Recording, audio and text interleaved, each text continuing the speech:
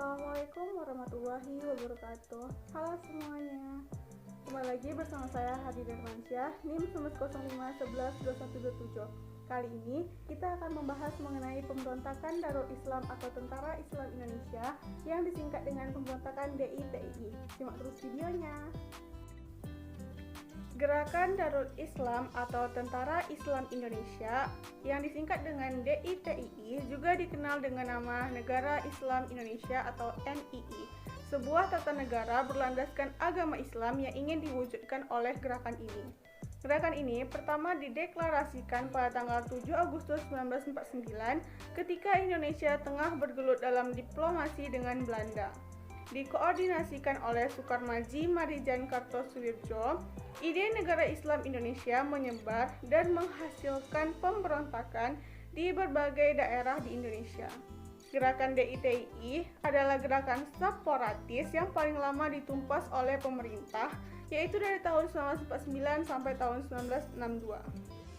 Yang pertama kita akan membahas mengenai latar belakang pemberontakan DITII. Revolusi kemerdekaan Indonesia terus berlangsung selama periode 1945 hingga 1949 yang justru terus mengakibatkan kemunduran bagi Indonesia. Tentu logis bagi sebagian orang menganggap bahwa pemerintah Indonesia tidak cakap dalam melancarkan revolusi melawan Belanda. Terlebih lagi basis Islam yang amat besar dan berperan penting sepanjang perang kemerdekaan. SM Kartosuwirjo memimpin pergerakan untuk mengubah Indonesia menjadi negara yang berlandaskan Islam, melanjutkan perang melawan Belanda, dan menanggalkan hukum serta tata aturan kafir yang selama ini dipergunakan. Gerakan ini juga dilatar belakangi oleh kekalahan Indonesia dalam perundingan Renville, menyebabkan banyak laskar harus berpindah dari wilayah yang dicaplok Belanda. Ditambah lagi, adanya program RERA yang mendemobilisasi laskar-laskar menjadi non-militer. Program Rekonstruksi dan Rasionalisasi atau RERA yang dijalankan dalam Kabinet Hatta 20 Januari 1948. Program RERA ini diprakarsai oleh Wakil Presiden Muhammad Hatta yang bertujuan untuk mengurangi beban negara dalam bidang ekonomi, terutama terhadap menggaji tenaga tentara militer pada saat itu. Selanjutnya kita akan membahas mengenai tujuan pemberontakan DITII. Sebagai sebuah gerakan politik, gerakan DITII ini berupaya untuk membentuk sebuah negara yang didasari akan syariat Islam dan juga bebas dari pengaruh Belanda. Secara lebih spesifik, tujuan dari pemberontakan ini antara lain adalah untuk yang pertama, membentuk negara Islam Indonesia atau NII secara berdaulat dan diakui oleh negara lain, serta hukum internasional, baik secara de jure maupun de facto. Yang kedua, menjadikan Indonesia sebagai negara dengan dasar syariat Islam. Yang ketiga, menjadikan hukum Islam sebagai hukum negara Indonesia, yakni dengan menggunakan dua sumber utama yaitu Al-Quran dan Hadis. Yang keempat, mengubah undang-undang dan konstitusi yang sudah ada agar berbasis syariat Islam. Dan yang kelima atau yang terakhir, menolak ideologi dan hukum lain selain Al-Quran dan Hadis. Selain kedua itu, maka termasuk dalam ideologi kafir dan tidak boleh diikuti. Hal ini disayangkan karena DITII yang awalnya merupakan jihad melawan kolonialisme Belanda berubah menjadi gerakan radikal. Padahal kita tahu bahwa Indonesia memiliki keberagaman agama yang sangat tinggi dengan 6 agama besar yang diakui oleh negara. Oleh karena itu, tidak bisa mengistimewakan satu agama di atas agama lainnya secara ketatanegaraan. Selanjutnya kita akan membahas mengenai pemberontakan DITII di berbagai wilayah di Indonesia. Yang pertama adalah pemberontakan DITII di Jawa Barat. Pergerakan DITII di Jawa Barat memiliki tujuan utama menjadikan Indonesia sebagai negara Islam yang merujuk pada diproklamasikannya Negara Islam Indonesia atau NII di bawah pimpinan Sukarmaji Marijan Kartosuwirjo. Kartosuwirjo kecewa terhadap perjanjian Renville yang dianggap melecehkan harkat dan martabat para pejuang kemerdekaan. Pada perjanjian ini, Indonesia dipaksa untuk menyerahkan Jawa Barat kepada pihak Belanda. Sebelum pemberontakan DITII berlangsung, Kartosuwiryo merupakan seorang tokoh politik di Partai Sarekat Islam Indonesia sehingga memiliki pengalaman di bidang politik. Di partai tersebut, Kartosuwiryo fanatik dengan agama Islam dan memiliki pandangan politik hijrah yang harus diterapkan dalam kepemimpinannya.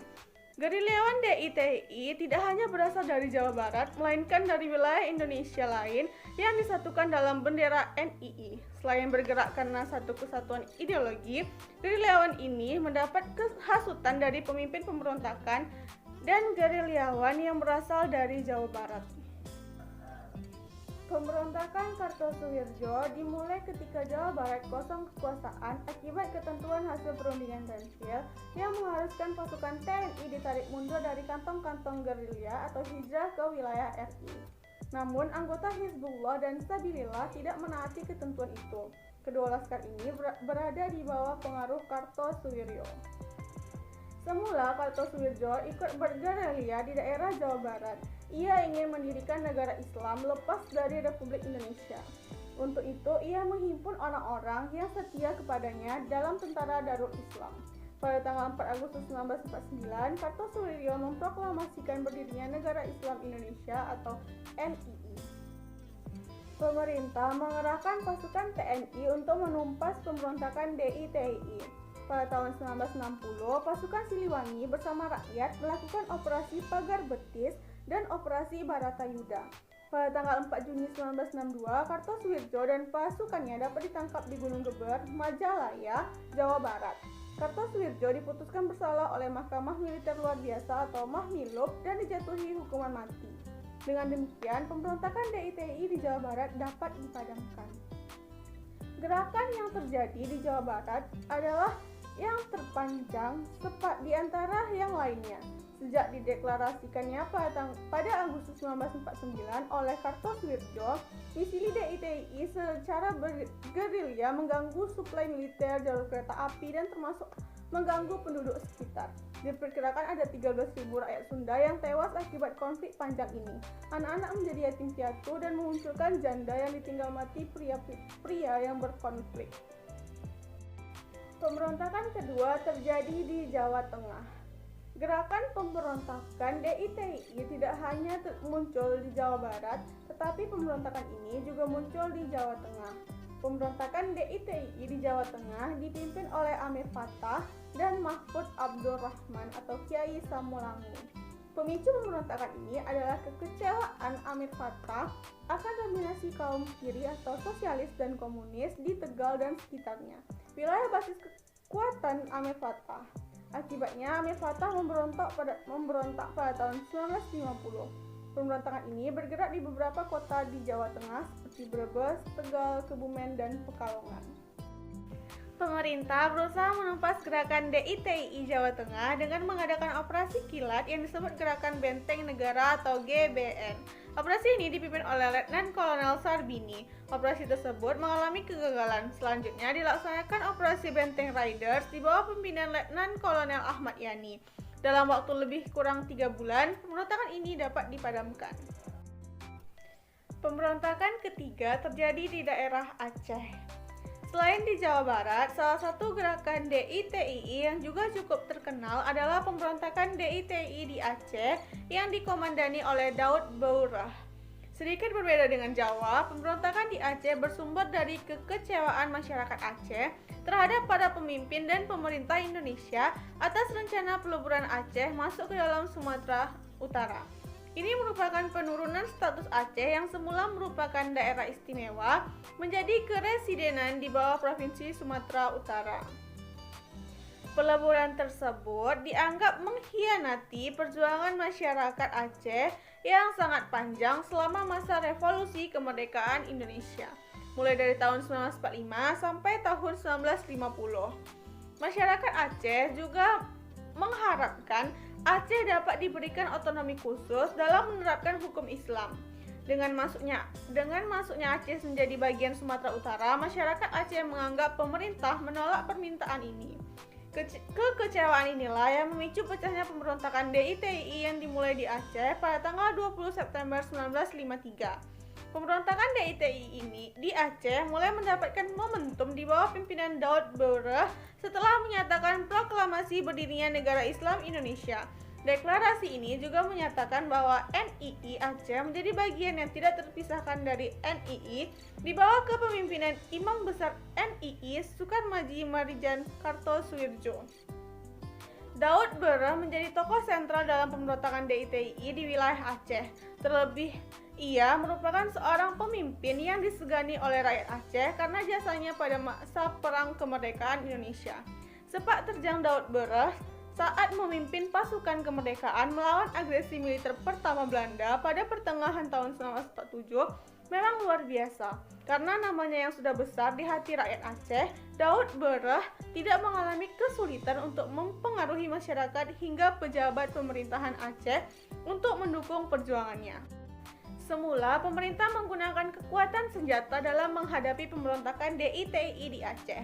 Selanjutnya, atas prakarsa dari Kolonel Muhammad Yasin yang merupakan Panglima Daerah Militer 1 mengadakan musyawarah kerukunan rakyat Aceh yang dilakukan pada tanggal 17 sampai 21 Desember 1962.